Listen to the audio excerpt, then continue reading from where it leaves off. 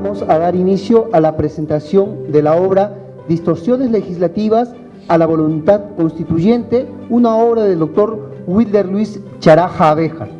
El doctor Wilder Luis Charaja Abéjar nació en Puno y es magíster en Derecho Constitucional por la Universidad Nacional de San Agustín, magíster en Administración Estratégica por la Pontificia Universidad Católica del Perú, abogado y bachiller en Derecho por la Universidad Católica de Santa María, Arequipa.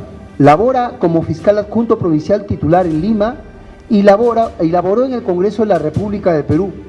Ha ejercido docencia en la Facultad de Derecho y Ciencias Políticas de la Universidad Inca Garcilaso de la Vega, así como en la Facultad de Derecho y Ciencias Políticas de la Universidad Juan Pablo II. Ha escrito artículos en el Diario Oficial del Peruano y el diario Liberación. Es coautor de la obra La Mujer Peruana, Evolución y Perspectivas para su Desarrollo Futuro, y es autor del libro Distorsiones legislativas a la voluntad constituyente, que es materia de esta presentación. Asimismo, contamos con la grata presencia del doctor Ricardo Noriega Salaver, quien es un distinguido abogado economista y licenciado en Administración de Empresas, presidente del Instituto de Desarrollo Ético de América, IDEA, autor de varios libros, entre los que destaca Población, Reto del Siglo XXI, conferencista en varias universidades e instituciones públicas y privadas de América y Europa, representante principal para el Perú del Pan American Development Foundation. Trajo al Perú los hospitales Shinners de los Estados Unidos de América. Es defensor de los pobladores afectados por el proyecto minero Tía María, conductor del programa de televisión Doctor Chicote en el canal 45 de Cajamarca y director del periódico Chicote contra la Corrupción, conductor del programa de televisión Nueva Constitución en el canal RTV del Cusco. Sin mayor preámbulo, le cedemos la palabra al doctor Wilder Charaja Abéjar para que dé inicio a su presentación. Buenas noches, agradeciendo su grata presencia.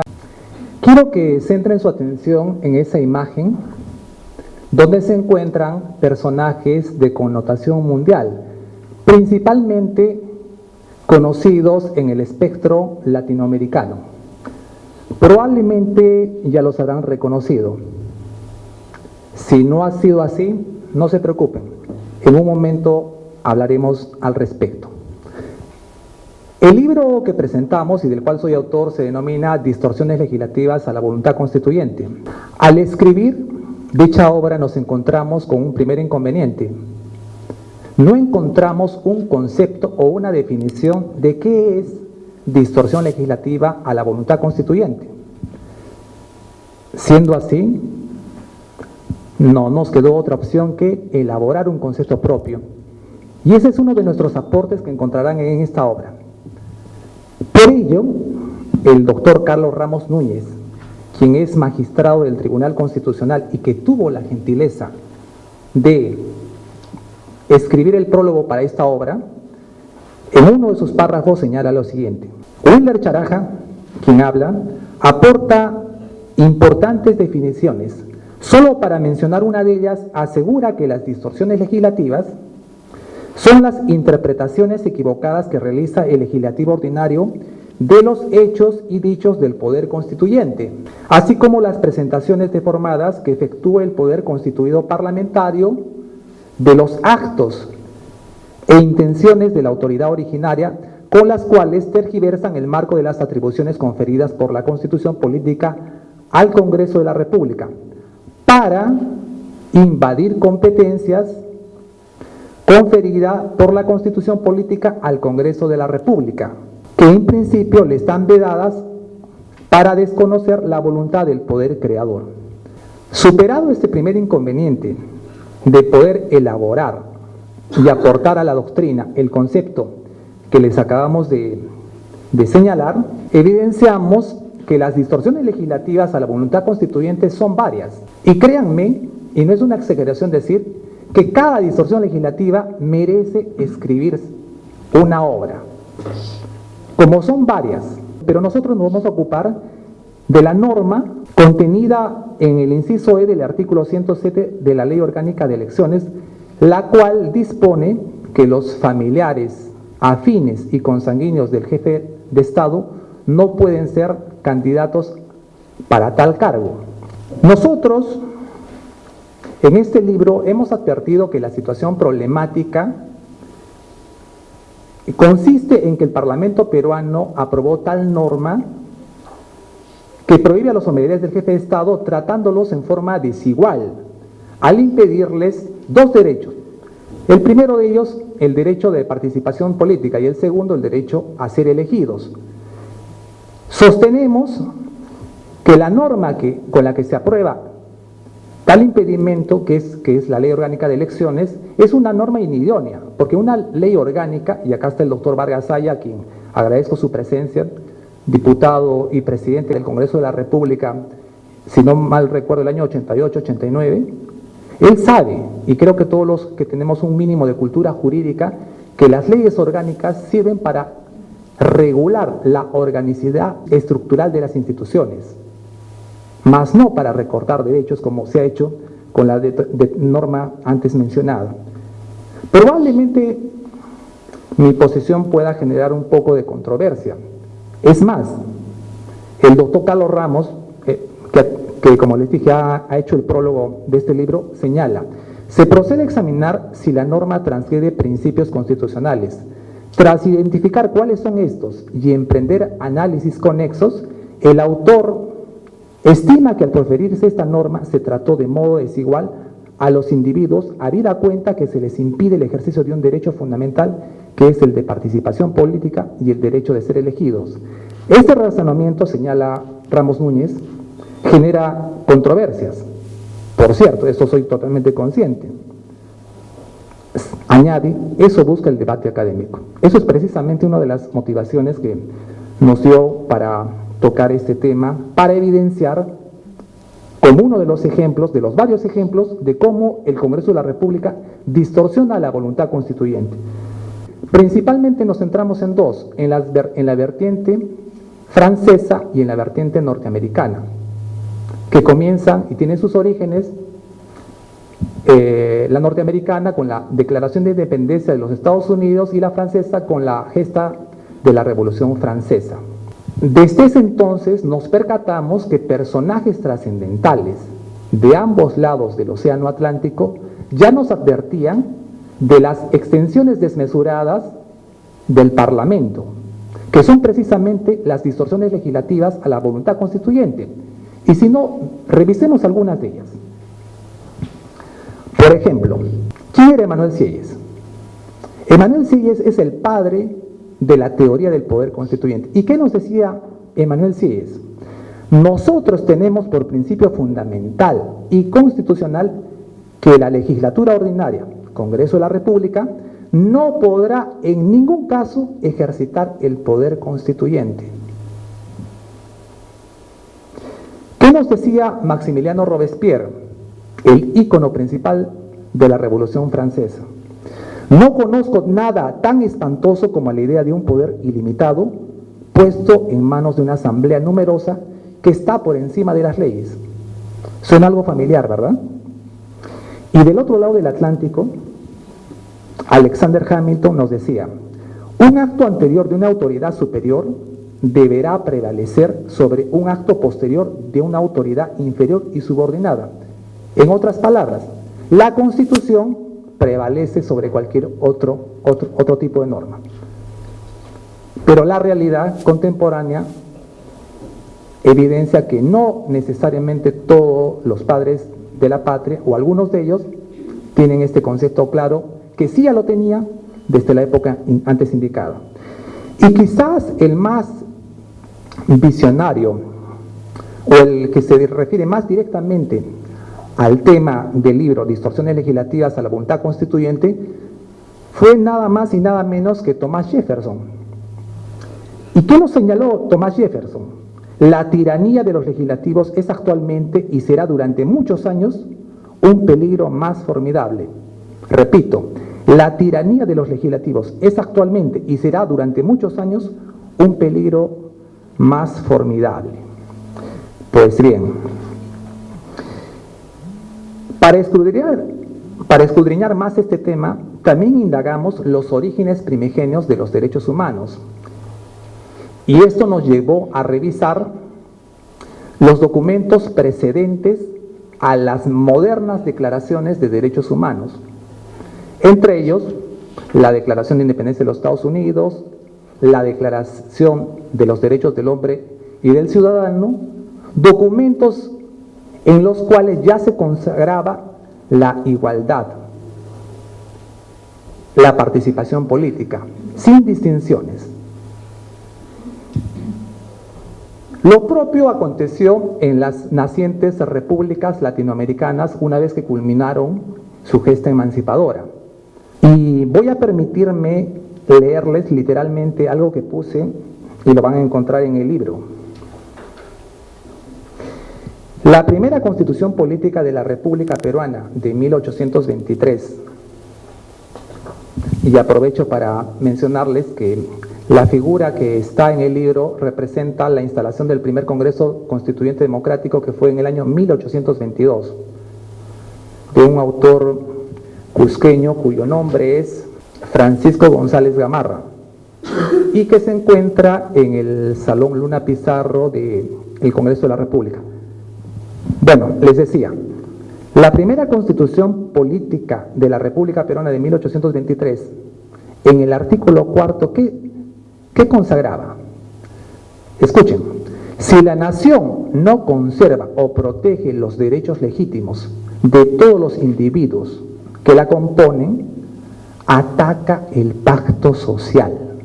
Repito, si la nación no conserva o protege los derechos legítimos de todos los individuos que la componen, ataca el pacto social.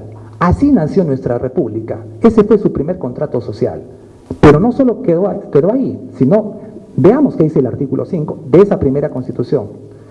La nación no tiene facultad para decretar leyes que atenten a los derechos individuales. Repito, la nación no tiene facultad para decretar leyes que atenten a los derechos individuales. Fíjense cómo ya se pensaba y se tenía claro el respeto a los derechos individuales desde la época que nació nuestro país como república, pero sin embargo, después por una serie de artilugios, tergiversaciones, abusando del poder mayoritario o de la coyuntura política, sacan una serie de normas. La nuestra es una sola. Como les dije, cada distorsión, que seguramente, quizá con su gran experiencia, el doctor Ricardo Noriega podrá darnos algunos ejemplos adicionales, podrá relatarnos algunos otros temas conexos, pero ya desde esa época se conocía, se sabía, se tenía en claro que el Estado no puede hacer leyes que atenten o mermen los derechos individuales. Pues bien, ¿y qué decía el artículo 23? Todos los ciudadanos son iguales ante la ley, ya premie, ya castigue. Todos los ciudadanos son iguales ante la ley, ya premie o ya castigue. Nuestra investigación no solamente quedó en ello, fue también importante revisar las tendencias actuales de las constituciones latinoamericanas vigentes. Latinoamérica, la región subcontinental que conformamos, tiene 33 repúblicas, y de las 33 repúblicas, solo en 7 textos constitucionales está el impedimento que nosotros estamos cuestionando en nuestro país, que tiene carácter legal y que afirmamos va en contra de la voluntad constituyente. 7 países que no representan ni el 20%. Adicionalmente fue significativo o fue primordial revisar los antecedentes constitucionales peruanos. Y de las 12 constituciones de nuestro país, solamente advertimos que por voluntad del Poder Constituyente, en 2 constituciones se señalaron tal limitación. Fue en la de 1933 y en la de 1979. Pero tal impedimento no está consagrado en la Constitución de 1993. Es por eso que nosotros señalamos enfáticamente que el Congreso de la República con la norma cuestionada de la Ley Orgánica de Elecciones antes mencionada, está haciendo una distorsión legislativa, abusando de su poder. También fue relevante averiguar las vicisitudes de la norma cuestionada referida a la sucesión de acontecimientos políticos. Hemos hecho una revisión exhaustiva no solamente de los diarios de debates, sino también que se llama de la información periodística, todo lo cual encontrarán en el libro que tengo en manos.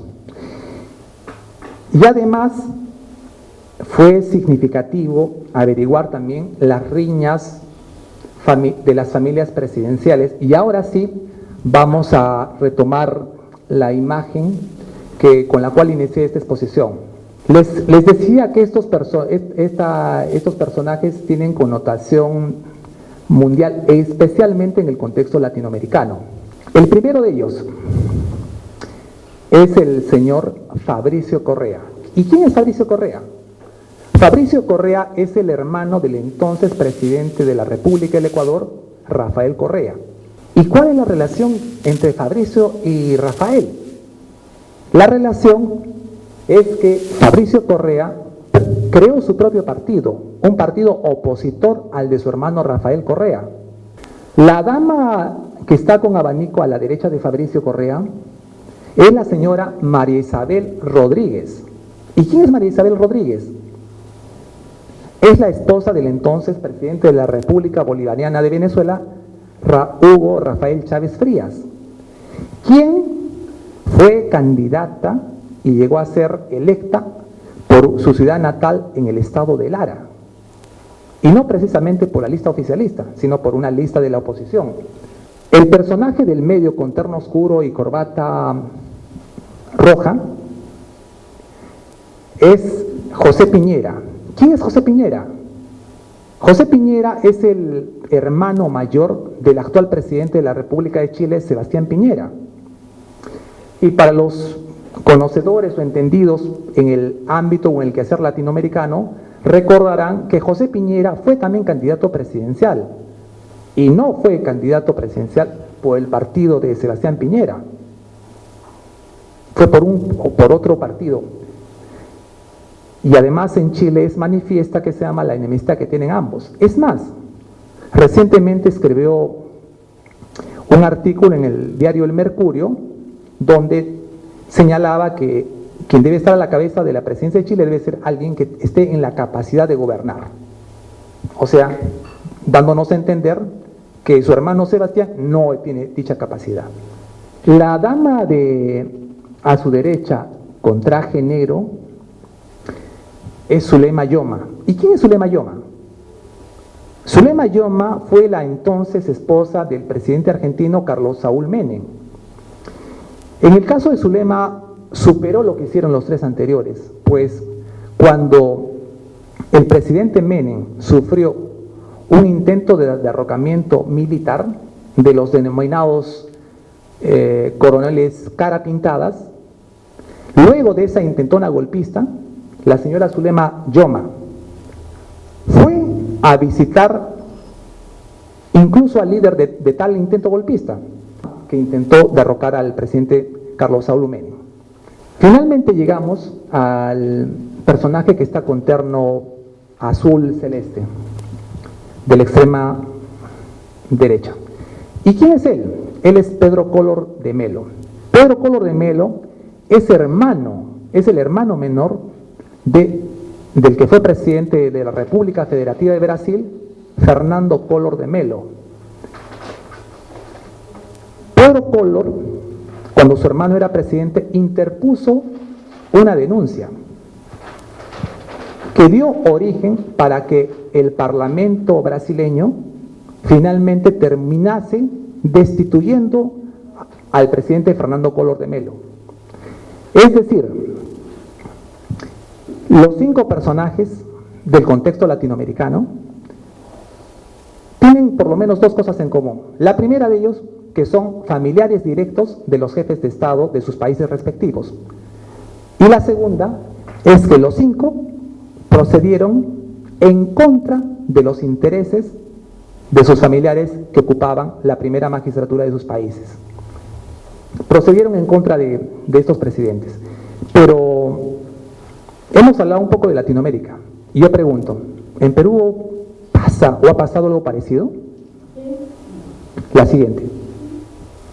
Creo que estos personajes no necesitan mayor presentación. Tan solo los nombraré.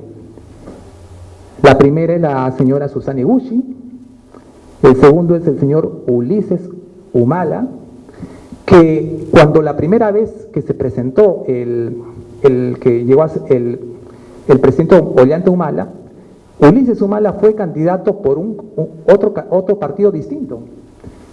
Bueno, el tercer personaje, el papá, don Isaac Humala, y el último, Antauro Humala. La siguiente, por favor. Esos familiares también procedieron en contra de los intereses directos de ambos expresidentes peruanos. Pero la cosa no queda ahí. Este tema no es un problema peruano ni latinoamericano. La siguiente, por favor. No sé si la conozcan, pero ella es la señora Verónica Lario. ¿Y quién es Verónica Lario? Verónica Lario fue la esposa del entonces primer ministro Silvio Berlusconi. E incluso en la reelección del primer ministro Silvio Berlusconi hizo una serie de denuncias, es decir, procedió también en contra de su esposo que ejercía la primera magistratura en la República Italiana. La siguiente, por favor. Él es Silvio Berlusconi. Pues bien, entonces, sostener que el hecho de ser familiar, ya sea consanguíneo o afín, automáticamente los convierte en sus candidatos favoritos, es un error. Eso implica desconocer la esencia del ser humano, que tiene principios propios, valores propios, ideales propios. Si a ello le sumamos los caracteres variados, las personalidades diversas, entonces no podemos ignorar que cada uno de nosotros somos un universo en sí mismos, y así seamos hermanos, primos, cuñados, con la relación que tengamos, cada quien responde por sí mismo y no se puede sacar normas que atenten por un vínculo parental o consanguíneo, y menos aún distorsionando la voluntad del poder constituyente. Como les dije, no he encontrado un concepto, una definición, y es por eso que nosotros, nuestro trabajo, comenzamos elaborando una definición propia, que es un aporte que tenemos para la doctrina. Seguramente el doctor Ricardo Noriega Salaverry nos dirá si en su larga trayectoria encontró alguna definición o algún concepto al respecto. A continuación le cedemos la palabra al doctor Ricardo Noriega a efecto de que nos brinde los comentarios en su calidad de presentador de la obra. Sumamente agradecido de esta invitación. Conozco al doctor Wilder Charaja y nos trae un tema, para los que no conocen los detalles del derecho, como los tres que estamos sentados acá, es un tema típico, singular, y a los primeros que quiero felicitar, además de él como autor del libro, es a ustedes. Están reduciendo su capacidad de descanso, los novios están con la novia, el esposo con la esposa, y vienen a un tema académico que inclusive para nosotros los abogados es atípico, singular, sui generis. Como el doctor Wilder Charaja específicamente lo ha hecho en su libro, las distorsiones. Pero ahora yo estoy inquieto por transmitirle luego de esta reunión a Wilder Charaja que su próximo libro tenga que ser sobre las distorsiones de la ley, de la norma, que se malinterpretan. Yo pido disculpas porque me he excedido un poco en los minutos y les agradezco su atención y sobre todo felicito al autor del libro, el doctor, de todo lo que es su esfuerzo de Wilder Charaja, porque hacer cosas atípicas que para algunos no son simpáticas está demostrando de cómo estas distorsiones nos llevan, aprovechando del desconocimiento del pueblo y del público en general, a aceptarlas cuando son realmente distorsiones. Y tenemos un derecho constituyente, constituido, de la voluntad de los constituyentes para insurgir en forma pacífica ante cualquier funcionario público que incumple con la Constitución. Muchas gracias. Muchas gracias, doctor Ricardo Noriega. A continuación, le cederemos la palabra al autor del libro, doctor Wilder Charaja, a efectos de que pueda brindar los agradecimientos y menciones especiales correspondientes y nos brinde sus reflexiones finales en su oportunidad. Bueno, en mi anterior intervención había indicado que las distorsiones a la voluntad constituyente son varias. Y Ricardo Noriega nos ha hecho una serie de temas que realmente cada uno de ellos amerita escribir un libro. En la presente obra yo he tocado un tema específico. Tiene 3 capítulos. El primero está referido al contexto externo de las distorsiones legislativas. El segundo trata sobre el entorno interno. Y en el tercer y último capítulo hago una valoración jurídica de la norma que cuestiono, para lo cual tuve que tomar en cuenta el principio de proporcionalidad, que es un método técnico que tuvo orígenes en el Tribunal Constitucional alemán, que posteriormente fue recogido por el Tribunal Europeo de Derechos Humanos y que también ha sido recogido por el Tribunal Constitucional colombiano y también, por cierto, por el peruano.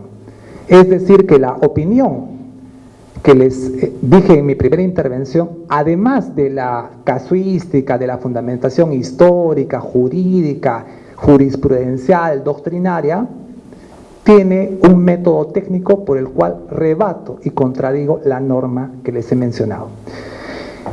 Siendo esta ya mi última intervención, quiero agradecer al doctor Carlos Ramos Núñez, gentileza de escribir el prólogo de mi obra, y en cuyo último párrafo señala: la obra de Wilder Charaja contribuye a los matices que ha sido el caso subrayar, con la investigación de las distorsiones legislativas a la voluntad constituyente. En ese sentido, contribuye enormemente en el debate constitucional peruano. Y miren, creo que el debate que nos ha enfatizado el doctor Noriega da para más. Caracteriza, por otro lado, a la obra por el uso de variada bibliografía, que va más allá de la materia misma, tratando detalles que interesarían a un inquieto lector, como seguramente lo son todos ustedes, a quienes agradezco por su gentil presencia, la cual ha dado realce a este acto significativo, que lo he hecho un 11 de septiembre, que es una fecha histórica, pues hace el año 73 fue el golpe de Estado contra el presidente Salvador Allende en Chile, durante el gobierno del inefable Richard Nixon. Un 11 de septiembre también fue el derrumbe por el atentado terrorista de las Torres Gemelas, pero sobre todo esta fecha para mí es significativa, porque un día como hoy falleció mi abuela materna, a quien le rindo homenaje y se le he dedicado este libro. Quedo muy agradecido por su presencia, gracias. Sin ustedes esta presentación no hubiera tenido el realce que la ha tenido. Muy amable, gracias. Muchísimas gracias, doctor Wilder Charaja Béjar.